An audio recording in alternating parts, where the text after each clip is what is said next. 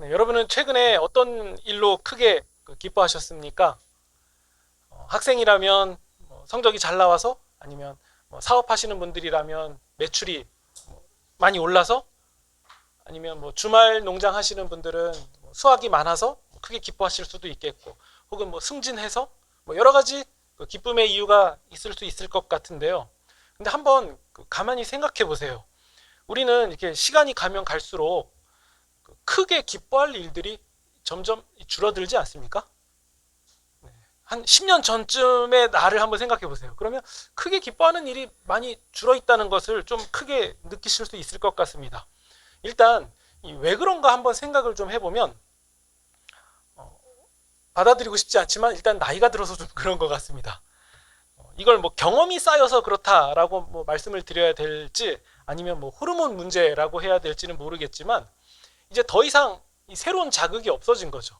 어지간한 거 다 해봤기 때문에 그게 그렇게 크게 와닿거나 이런 것들이 점점 줄어드는 것 같습니다. 예를 들면 10대 때는 다음날 놀이공원 간다 하면 그 사실 때문에 잠을 잘 못 잤거든요. 막 설레고 내일 가면은 뭐 탈지 막 이런 거 생각하고 막 되게 설레고 그랬는데, 20대가 되면은 그 정도까지는 아닌 것 같습니다. 그냥 내일 재밌는 일 있겠다, 그냥 이 정도 기대.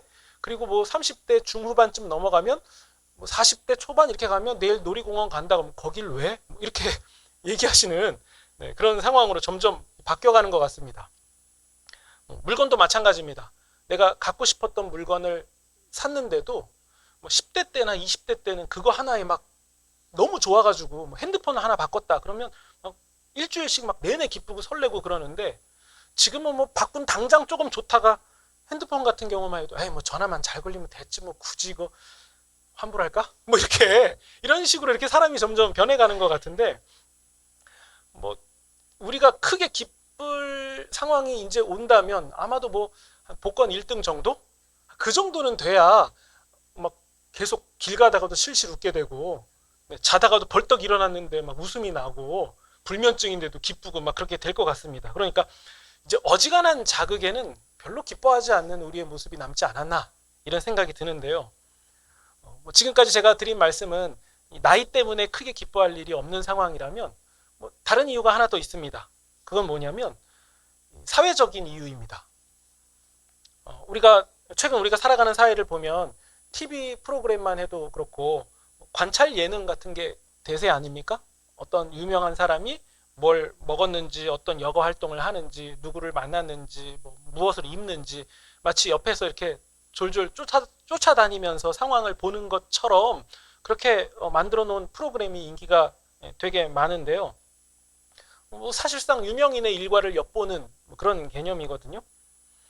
근데 가만히 보면 이제 값비싼 음식에 값비싼 물건에 이 굉장한 평수의 그 집과 또 대단한 차와, 물론 이 TV에 나오는 유명인들 입장에서 볼 때에는 평범한 일상일지 몰라도 우리 같은 사람들이 볼 때에는 야, 큰맘 먹고 나도 저렇게 해야지라고 결정한다 해도 하기 힘든 그런 것들이 너무 평범하게 많이 나옵니다.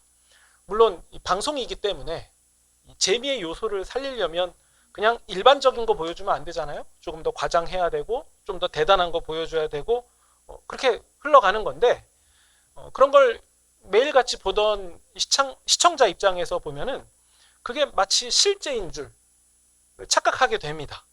그러다 보면 어느샌가 이 자리 잡게 되는 게 뭐냐면, 이 마음 한켠에 딱 자리를 잡게 되는데 비교죠. 와, 저 사람들 좋겠다. 이렇게 말은 하지만, 야, 저 사람들은 저렇게 하고도 일상이 유지가 되네? 이렇게 생각하지만 사실 비교해서 자유로울 수가 없잖아요. 나는? 이런 생각이 좀 드는 것 같고, 해외 유명 명소에 가서 사진 찍어서 이렇게 카카오톡 프로필 이렇게 누군가 바꿔놓으면 그 바꿔놓은 지인의 사진을 보면서 야, 팔자 좋다 이렇게 말하지만, 한편으로는 이 비교되는 것에서 자유로울 수가 없잖아요. 또 페이스북이나 인스타그램이나 이런 SNS 이런 것들 많이 하시는 분들 보면 한때는 오마카세라고 해서 전 그게 뭔지도 몰랐는데, 물론 먹어본 적도 없지만 일반인들이 그냥 한 끼 식사하는 거에 한 10배 정도는 줘야 먹을 수 있는 그런 값비싼 요리를 먹은 사진을 찍어서 이렇게 자랑하는 사진을 올려놓으면 그 사진을 보고 있던 나는 방금 라면 끓여 먹고 냄비 저기 설거지통에 넣어놨거든요. 그러면 좀 이 비교가 돼요. 근데 이 짜장면에 탕수육만 먹어도 사실 굉장히 훌륭한 거거든요. 되게 자랑할 만한 것들인데 이 사회적으로 더 자극이 있는 거, 더 좋은 거, 더 대단한 거를 이렇게 서로 보여주다 보니까, 그리고 TV에서도 많이 노출하다 보니까 이전까지 정말 괜찮고 좋았던 모든 것들이 그냥 상대적으로 다 평범해져 가는 것 같습니다. 물론 제가 이렇게 말씀을 드렸을 때 오해는 없으면 좋겠습니다. 이 TV나 SNS 이런 게 나쁘다는 말씀은 아니에요. 그 TV나 SNS 같은 거는 기본적으로 자랑하는 곳이에요. 그렇다고 제가 아침에 일어나자마자 눈곱도 안 뗀 얼굴을 사진 찍어가지고 올릴 수는 없는 거잖아요. 그거는 무례한 거고, 나도 인생 가운데 어쩌다가 좋은 거 하나, 뜻밖의 것을 하나 해보게 되면 사진 찍어서 올릴 수도 있는 거죠. 근데 문제는 그걸 우리가 좋게 받아들일 수 있는 실력이나 마음의 상태 혹은 정신의 상태는 되지 않는다는 거예요. 그러니까 그건 그거고, 그렇다고 그거를 뭐 야 그런 사진 올리지 마, 그런 얘기가 절대 아니라, 내가 그걸 좋게 받아들일 수 있는 마음의 상태, 정신의 상태는 아니라는 거예요. 당연히 이 대중이나 이렇게 공개적으로 노출되는 곳에는 더 괜찮고 잘 꾸민 모습을 보여주는 게 맞죠. 그리고 불필요한 모습이 있다면 그것도 편집해서 잘라내야죠. 그러니까 우리가 눈으로 보고 접하는 모든 것들, 지인의 사진 한 장마저도 그냥 편집물의 결과지 실제 그대로가 반영된 건 아니에요. 어제 부부싸움 했던 그 장면을 찍어서 올리진 않아요. 근데 사진 올릴 때는 그거 빼고 괜찮았던 거 올리는 거예요. 그러니까 내가 그걸 그대로 해석하고 받을 실력이 없다는 것을 우리가 잘 알고 있어야 되고, 우리가 그냥 자연스럽게 그냥 보는 것들이 편집의 결과고 어쩌면 가상세계와 가까운 그런 부분이 있다는 것도 우리가 받아들여야 되는데, 우리는 그저 보는 것에서 자연스럽게, 이게 자연스러운 건지 모르겠지만 타인의 인생을 그냥 부러워하면서 살고 있지는 않은지, 심지어 실제 만나서 대화하는 사람이 아닌 모르는 사람의 사생활을 엿보는 데에 현대인들, 특히 젊은이들은 어느 때보다 많은 시간을 쓰고 살아가고 있는 시대가 아닌가, 이런 점도 한번 신경이 좀 쓰입니다. 이렇게 보면 뭐 사회적 이유든 혹은 나이가 들어서이든 우리가 점점 이 기쁨을 잃어버리는 것 같고, 사실 되게 기쁜 일인데도 상대적으로 좀 덜 기쁜 일이 되는 것 같기도 하고, 그 결과로 우리는 감사가 점점 사라지는 것 같습니다. 되게 감사할 일인데도 야, 저 사람들도 다 했대, 더 좋은 거 했대, 더 좋은 거 있대, 이렇게 그냥 쉽게 말하게 되는 그런 모습이 우리 가운데도 있지 않는가 싶습니다. 우리가 읽은 본문을 보면 13절에 바울이 내게 능력 주시는 자 안에서 내가 모든 것을 할 수 있느니라 라고 말했는데요. 이 구절은 우리가 함께 읽은 이 본문에 좀 이렇게 딱 눈에 띄게 보이는 구절인데 되게 유명한 말씀입니다. 신자들뿐만 아니라 비신자들도 많이 접하는 그런 말씀이라서 익숙하죠. 그래서 딱 볼 때에는 주님의 힘을 힘입어서 어떤 도전도 다 성공할 수 있을 것만 같은 그런 용기를 주는 말씀처럼 보입니다. 근데 우리가 잘 알고 있듯이 바울은 그런 의미로 이 말씀을 말씀한 게 아니죠. 우리가 읽은 이 빌립보서라는 책 자체가 그렇습니다. 바울이 이 감옥에서 쓴 편지예요. 감옥에서 빌립보 교인에게 보낸 편지인데 뭐 에베소 감옥이지 않을까 이런 추정은 되는데, 아무튼 감옥에서 빌립보 교인들에게 편지를 보냅니다. 뭐 여러 목적이 있지만 오늘 본문에서 딱 국한해서 보면 이 바울이 빌립보 교인들에게 고마움을 표시하는 내용이거든요. 내용을 보면 정황상 물질적인 후원을 바울에게 했던 걸로 보입니다. 과거에도 빌립보 교인들은 한 두어 번 정도 바울을 크게 도와준 적이 있었고, 그리고 또 가다 보니까 뭐 더 후원할 마음이 있었지만 어떤 뭐 피치 못할 사정 때문에 바울을 후원하던 일이 중단됐던 것 같아요. 그리고 나서 이번에 다시 재개가 돼서 감옥에 있는 바울을 크게 후원하게 되는데, 바울이 이런 상황에 대해서 감사의 의미로 편지를 쓴 거예요. 그래서 10절을 보시면 너희가 생각은 하고 있었지만 기회가 없지 않았냐, 그럼에도 이번에 도와줘서 고맙다라는 말이 이런 맥락에서 쓰여진 거예요. 그리고 바울이 뒤에 이어지는 내용에서 어떤 말을 하려고 하냐면 자기가 배운 한 가지가 있다는 것을 지금 빌립보 교인들과 나누려고 하는 건데 11절 내가 궁핍하기 때문에 이렇게 말하는 게 아니고 어떤 형편에든지 나는 자족하는 법을 배웠습니다. 12절 나는 비천에 처할 줄도 알고 풍부에 처할 줄도 알고 모든 일 곧 배부름과 배고픔과 풍부와 궁핍에도 처할 줄 아는 일체의 비결을 배웠습니다. 그게 뭐냐면 13절 내게 능력을 주시는 분 안에서 내가 모든 것을 할 수 있습니다 라는 말이에요. 그러니까 이 말은 지금 감옥에서 한 말이거든요. 감옥에서 전달하는 말인데 그러니까 지금 이 감옥에 갇혀 있는 바울은 첫 번째 자신이 감옥에 갇혀 있는데도 지금 능력을 주시는 분 안에 있다는 사실을 알고 있어요. 이게 사실 안 맞는 얘기잖아요. 되게 멋지고 근사한 누구라도 부러워할 만한 대단한 집에서 내게 능력을 주시는 자 안에 이런 말을 해야 되는데 지금 감옥에서 하는 말이에요.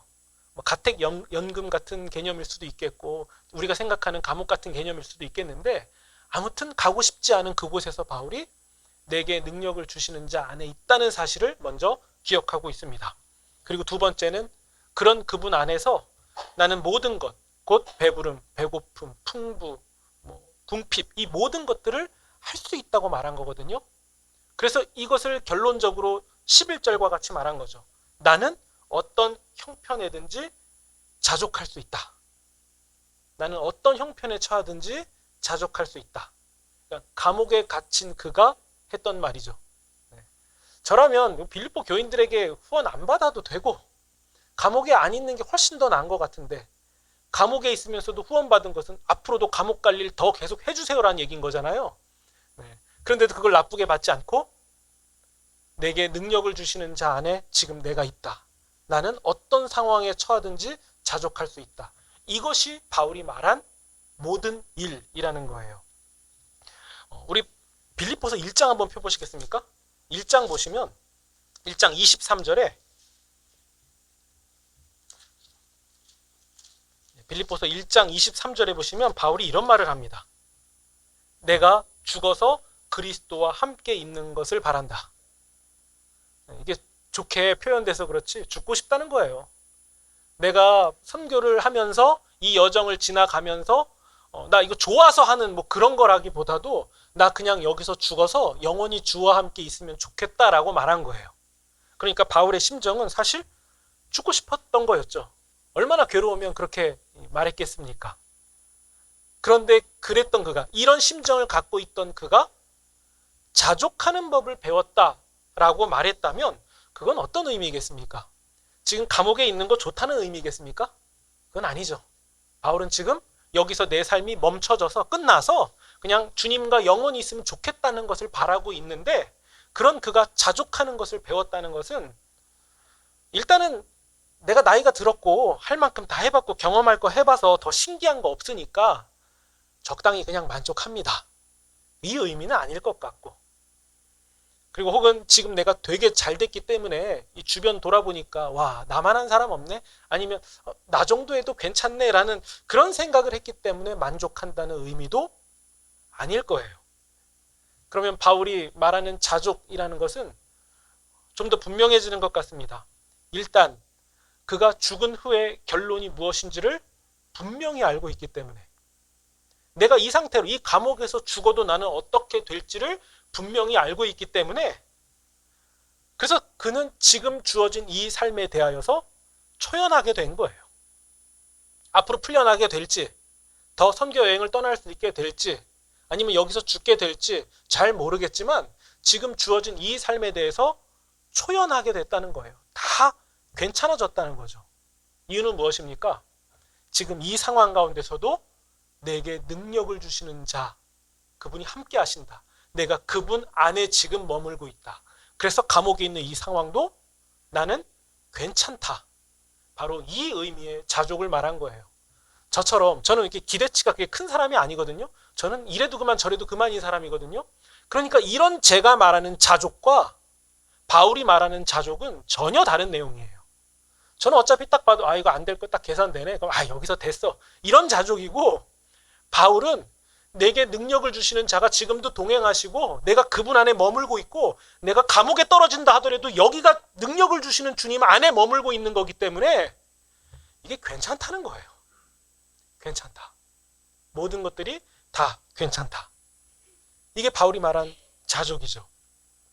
여러분 뭐 우리가 목공 작업을 한다거나 페인트 칠을 한다거나 혹은 뭐 예술 작업, 미술 작업 같은 거 할 때 우리 작업복을 입잖아요. 그러면 그 옷에 뭐 페인트가 튈 수도 있고 오물이 묻을 수도 있고 혹은 뭐 날카로운 도구 사용하다가 올이 풀리거나 옷이 터지거나 그럴 수도 있잖아요. 그런데 우리가 괜찮은 이유는 무엇이냐면 이것을 벗어버린다는 것을 알기 때문이에요. 벗어버리려고 입은 거 아닙니까? 아마 바울이 이해하고 있던 자신의 인생은 바로 이와 비슷하지 않나 싶습니다. 벗어버릴 날이 온다는 거죠. 벗어버릴 날이 오는데 그냥 내가 스스로 벗어야 되는 게 아니라 그 벗음마저도 주님 안에 있고 주님과 동행하고 있는 삶이기 때문에 지금 뭐 옷이 뜯겨져 나가는 것 같은 상황, 그러니까 이 감옥에 있는 이 상황도 나는 할 수 있다고, 괜찮다고 말할 수 있고, 바로 이 지점에 바울의 감사가 있고 기쁨이 있었던 거죠. 그러니까 바울이 내게 능력을 주시는 자 안에서 내가 모든 것을 할 수 있다라는 말은 오늘날 현대인들이 말하는 그런 성공하고 대박하는 것과는 수준이 다른, 질적으로 전혀 다른 차원의 고백이었던 거죠.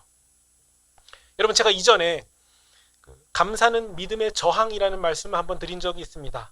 다니엘 말씀드리면서 그가 사자굴에 던져질 것을 알면서도 하나님께 감사한 그 다니엘의 감사는 알고 있던 거잖아요. 이게 나에게 함정을 파놓은 거라는 걸 알고 있음에도 그가 감사한 거잖아요. 그 감사는 상황에 대한 감사가 아니라 지금 저항하는 거죠. 나에게 억울한 누명을 씌우려고 하고 악으로 나를 공격하려고 하는 이 세상과 주변에 대해서 저항하는 행위로 그가 감사를 했던 거죠. 그래서 제가 신자에게 감사는 믿음의 저항이라고 말씀드렸습니다. 내가 더 가지는 것이 선이라고 규정하는 이 세상 가운데서, 내가 더 누리고 내가 더 높아지는 것이 선이라고 말하는 이 세상 가운데서 도리어 낮은 곳으로 가고 나누고 베푸는 이 모든 것들이 믿음의 저항이 되듯이 감사는 이 패역한, 이 망가진 세상을 살아가는 신자의 저항의 행위라는 것 함께 말씀드렸습니다. 동시에 우리가 이 믿음의 저항을 할 수 있는 이유가 무엇이냐고 묻는다면 오늘 우리가 나눈 본문을 통해서 우리는 그 이유를 대답할 수 있습니다. 우리가 능력을 주시는 자 안에서 살아가고 있고, 물론 내가 주변을 돌아보면 감옥에 갇혀 있는 것 같은 삶처럼 보일 수 있겠지만 능력을 주시는 자 안에 살아가고 있는 것이 분명하고, 동시에 우리의 인생과 모든 역사의 종결자가 바로 능력을 주시는 주님이시고, 동시에 약속된 죽음 이후의 세상이 어떤 세상인, 그게 어떤 세상인지를 우리가 잘 알고 있기 때문에 그래서 우리는 지금 이 삶도 어떠한 상황도 다 괜찮다고 말하면서 지나갈 수 있게 되는 겁니다.